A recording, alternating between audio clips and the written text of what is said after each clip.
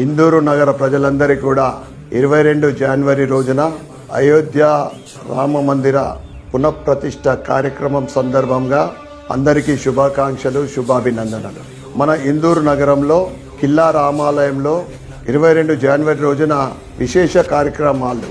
అందులో భాగంగా పొద్దున 7 గంటలకు వసంతోత్సవ కార్యక్రమము, ఆ తర్వాత హోమము, సీతారాముల కళ్యాణము, 11 గంటల 45 నిమిషాల నుండి రామనామ జపన చేస్తూ హనుమాన్ చాలీసా పఠనము, స్క్రీన్ మీద అక్కడ 2 స్క్రీన్లు ఏర్పాటు చేయడం జరిగింది.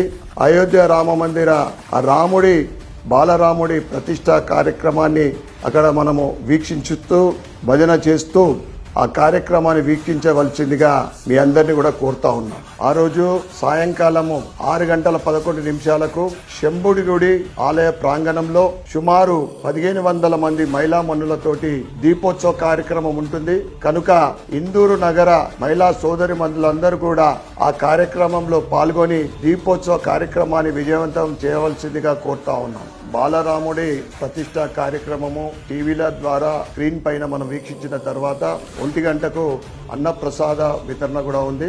ఇందూరు నగర ప్రజలందరూ కూడా గమనించవలసిందిగా కోరుతా ఉన్నాం. ఈ కార్యక్రమాల్లో ఇందూరు నగర ప్రజలందరూ కూడా కిల్లా రామాలయానికి రావాల్సిందిగా విజ్ఞప్తి చేస్తూ జై శ్రీరామ్.